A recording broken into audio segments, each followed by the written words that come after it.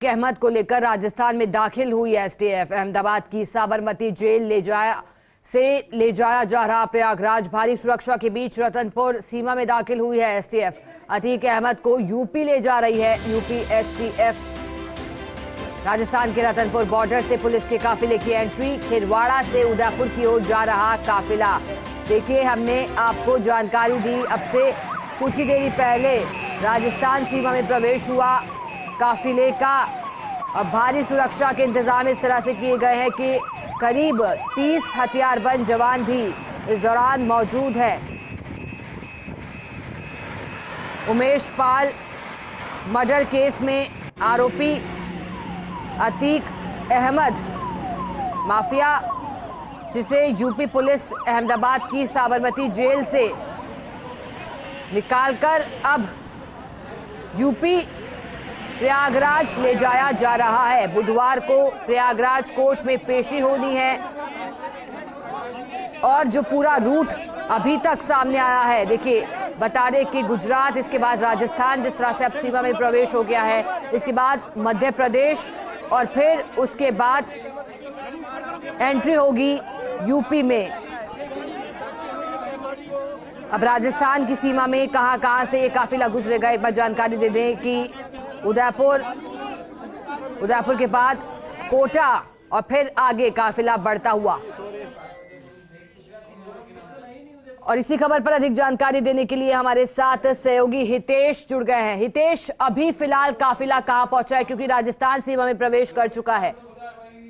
जी, बताना चाहूंगा कि ये राजस्थान के रतनपुर बॉर्डर से काफिला प्रवेश करने के पश्चात उदयपुर की सीमा खेरवाड़ा के मोतली मोड़ से होता हुआ खेरवाड़ा से गुजरता हुआ अभी उदयपुर की ओर रवाना हुआ है। जी हितेश, इसके बाद उदयपुर के बाद कहां से होकर के काफिला गुजरेगा? जो हमें जानकारी मिली थी वो ये थी कि कोटा भी इस दौरान, कोटा से भी होकर के गुजरेगा काफिला। आप पूरा एक बार रूट समझाइए हमें।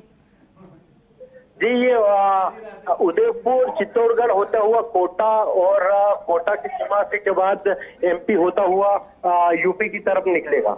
जी, फिलहाल वहां से क्या ताजा जानकारी है हितेश आपके पास? क्योंकि लगातार जो हमें जानकारी मिली वो यही थी कि अभी तक रास्ते को बदला नहीं गया है, यानी कि जो रूट पहले तय किया गया था, जब ये बात भी सामने आई होगी, जिस तरह से पूरी कार्रवाई, कागजी कार्रवाई पूरी की गई, उसके बाद एक रूट तय किया गया और रूट जो तय किया गया था अभी तक रास्ता नहीं बदला है।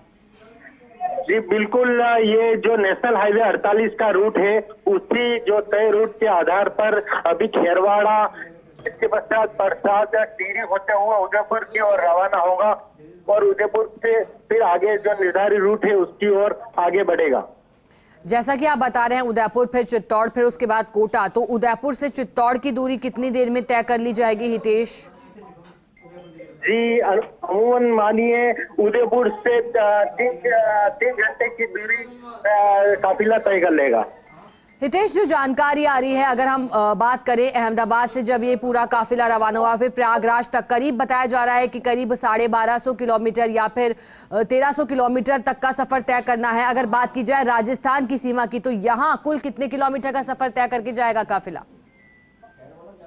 जी, ये बताना चाहूंगा लगभग ये मध्य रात्रि में राजस्थान की सीमा से आगे मध्य प्रदेश की सीमा में प्रवेश कर जाएगा। अमूमन 6 से 7 घंटे का इस पे समय लगेगा। जी, आप कह रहे हैं कि मध्य रात्रि में, यानी कि मान सकते हैं कि करीब 3 से 4 बजे तक प्रवेश कर जाएगा। जी ठीक है हितेश, इसके बाद क्योंकि राजस्थान की सीमा की तो आपने जानकारी दी, राजस्थान के बाद क्योंकि मध्य प्रदेश की सीमा में प्रवेश करना है, वो उसके बाद क्या रूट रहेगा? ये तो आपने पहला रूट बता दिया किस तरह से, इसके बाद क्या पूरा रूट रहेगा? क्योंकि करीब 23 से 24 घंटे का सफर अभी बाकी रहेगा। जी, फिलहाल तो आगे की इन रूट का तो कोई तय नहीं है। पुलिस आगे की निर्धारित रूट से बदल भी सकती है, तो आगे फिलहाल रूट की जानकारी होने के पश्चात ही पुलिस आगे की ओर रूट तय करेगी। हितेश, अभी जो काफिला जिन मार्गों से होकर गुजर रहा है वो मार्ग किस तरह से हैं? यहाँ पर जो ये मार्ग जो तय किए गए हैं, यहाँ पर कितने अंडरपास भी होंगे? अंडरपास को लेकर के क्या जानकारी, कौन कौन से नाम है, वो किन किन अंडरपासों से होकर काफिला गुजरेगा? जी, बताना चाहूंगा कि यहाँ पर जो नेशनल हाईवे 48 पे है सभी ओवरब्रिज है, अंडरपास तो उदयपुर से आगे जो चित्तौड़गढ़ मार्ग पे एक अंडरपास आएगा उसके अंदर से होकर गुजरेगा। जी, व्यवस्था किस तरह की देख पा रहे हैं हितेश, क्योंकि हमारे पास ये भी सूचना है कि बड़ी संख्या में हथियारबंद जवान हैं और आप मान सकते हैं कि क्योंकि एस्कॉर्ट व्हीकल वहां चल रहे हैं, पूरा काफिला एक और एसटीएफ वैन में क्योंकि बैठाया गया अतीक को, तो इसके बाद आप किस तरह की व्यवस्थाएं देख पा रहे हैं? जी बताना चाहूंगा कि 40 से 45 पुलिस के जवान, बुलेट प्रूफ जवान अंदर मौजूद है और बड़ी संख्या में तादाद में जो मुख्य अतीक अहमद की ले जाने वाले वाहन के आगे और पीछे भारी संख्या में पुलिस वाहनों का जाब्ता मौजूद है। बहुत सारे पुलिस, अमूमन 10 से 15 वाहनों का काफिला उस वाहन के आगे पीछे होकर निकल रहा है। चलिए हितेश, आपका बहुत शुक्रिया हमारे साथ जुड़ने के लिए, पूरी बातचीत के लिए। दो तस्वीरें देखिए, रतनगढ़ बॉर्डर से एंट्री और फिर उदयपुर जिले में काफिला। और चलिए अब हमारे साथ सहयोगी नारायण जुड़ गए हैं। नारायण, हमारे साथ सहयोगी हितेश भी जुड़े, उन्होंने बताया किस तरह से 10 से 15 गाड़ियों का काफिला जुड़ गया है और लगातार चल रहा है। काफिला भी उदयपुर जिले में दिखाई दे रहा है। फिलहाल आपके पास और क्या जानकारी है एक्सक्लूसिव? देखिए शिखा, उदयपुर के जो नेशनल हाईवे 48 है वहां पर जो अतीक अहमद को लेकर जो पुलिस जाब्ता, यूपी पुलिस का जो जाब्ता है वो लेके आ रहा है। हमें नेशनल हाईवे 48 पर प्रसाद जो बॉर्डर है उस जगह खड़ा हूँ, वहाँ पे आपको महज 5 मिनट बाद में यहाँ की तस्वीर मैं अपने फर्स्ट इंडिया दर्शकों के साथ में साझा करूंगा। इसके साथ में अभी भी नेशनल हाईवे पे खड़ा हूँ, महज 5 मिनट अभी पीपली के जो आसपास जो इलाका है वहाँ पर पहुंच चुके हैं और वहाँ पर पहुंचने के बाद में अभी बस महज 5 मिनट के भीतर यहाँ पर पहुंचने वाले हैं। हमें जो सूत्रों के हवाले से जो खबर मिली है उसी हिसाब से माने तो अतीक अहमद को जो 46 जो पुलिस कर्मी को जाता है, दो वाहन है। इसके अलावा उदयपुर जिले की जो पुलिस है वो इसको लेके बस पहुंचने वाली है। जी शिखा। नारायण, जिन नेशनल हाईवे को चिन्हित किया गया है अतीक अहमद को अहमदाबाद से प्रयागराज पहुंचाने तक के लिए, उन नेशनल हाईवे के बारे में जानकारी चाहेंगे। वहां पर किस तरह से सुरक्षा रहेगी और जो नेशनल हाईवे है वहां पर आवागमन कितना रहता है अगर हर दिन की बात की जाए तो, और अब जब काफिला वहां से गुजर रहा है तो वहां किस तरह का नजारा और वहां पर किस तरह की व्यवस्था? शिकार, राजस्थान पुलिस ने पहले से भी अलर्ट कर दिया है कि अतीक अहमद को सकुशल राजस्थान की सीमा से बाहर निकाल दिया जाए। ऐसे में राजस्थान पुलिस पूरे अलर्ट मोड पे है। नेशनल हाईवे 48 से सटे इलाके की बात करूं तो खेरवाड़ा के बाद में ऋषभदेव के बाद में प्रसाद से सीढ़ी, गोवर्धन विलास और प्रतापनगर होते हुए वापस चित्तौड़ की सीमा में जहाँ से खेरोदा और अन्य थाने जो संबंधित थाने हैं वहाँ की सारी पुलिस अलर्ट मोड पे है। ऐसे में किसी भी हादसे या किसी भी अनहोनी को निपटने के लिए राजस्थान पुलिस भी इस अतीक अहमद की स्कोर कर रही है। जी शिखा। चलिए नारायण, बहुत शुक्रिया आपका मैसेज जुड़ने के लिए। सहयोगी रवि भी हमारे साथ बने हुए हैं। रवि, उदयपुर जिले में काफिले की एंट्री, अब आगे क्या?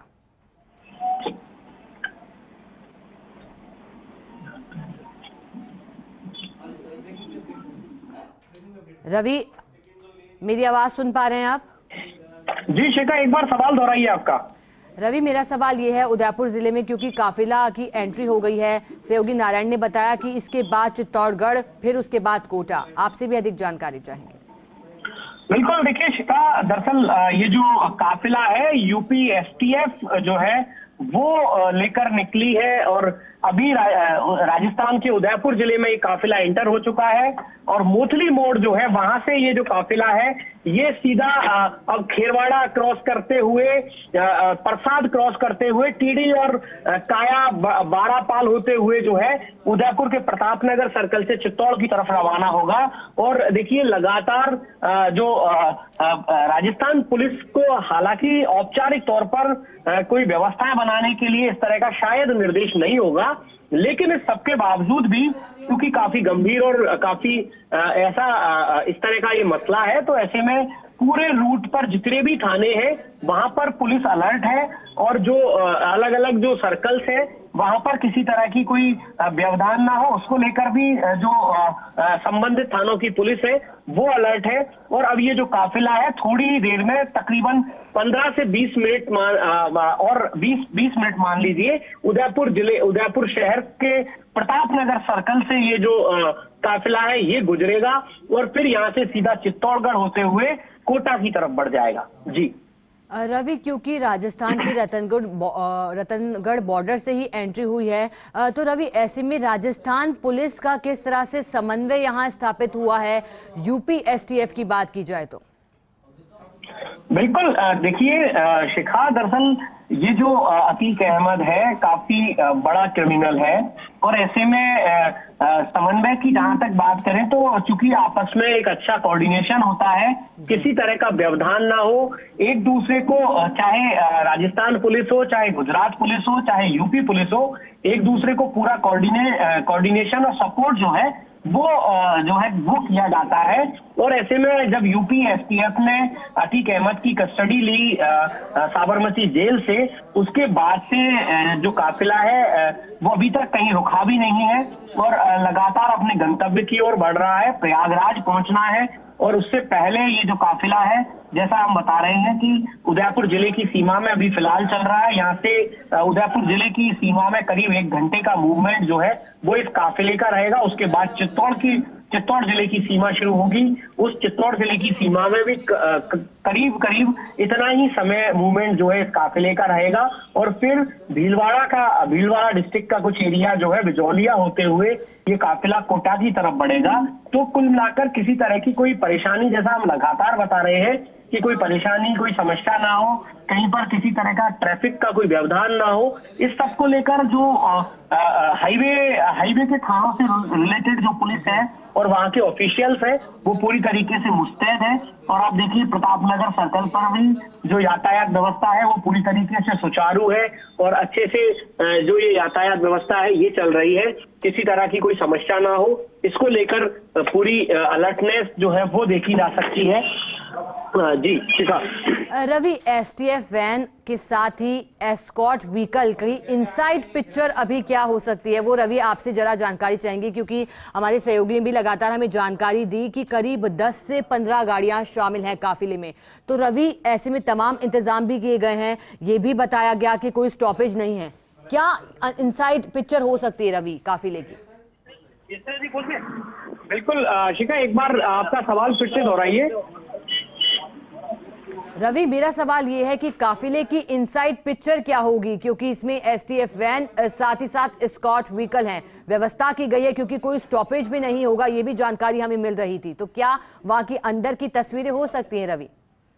बिल्कुल, देखिए शिखा, मैं आपके सवाल का जवाब दूं उससे पहले एक बड़ा अपडेट जो है वो मैं आपको दे रहा हूं। केसरिया जी के पास में ये काफिला है ये रुका है। डीजल जो है वो गाड़ियों ने पेट्रोल पंप से लिया है और इसके बाद में जो एक तरीके से कहे तो टॉयलेट के लिए, फ्रेश होने के लिए जो है वो उतरे हैं वहां पर। और केसरिया जी के पास में ये जो काफिला है वो अभी रुका हुआ है। केसरिया जी के, ये बड़ी खबर मैं हमारे दर्शकों तक भी पहुंचा रहा हूँ शिखा, कि देखिए अभी थोड़ी देर के लिए जो काफिला है जो लगातार, मैं जैसा हमने बताया कि लगातार चल रहा था जब साबरमती जेल से हैंडओवर लिया तब से, अब केसरिया जी जो है जो बड़ी जानकारी आपने दी कि अभी फिलहाल काफिला रुका है। बहुत शुक्रिया आपका मैसेज जुड़ने के लिए, पूरी बातचीत के लिए। रुके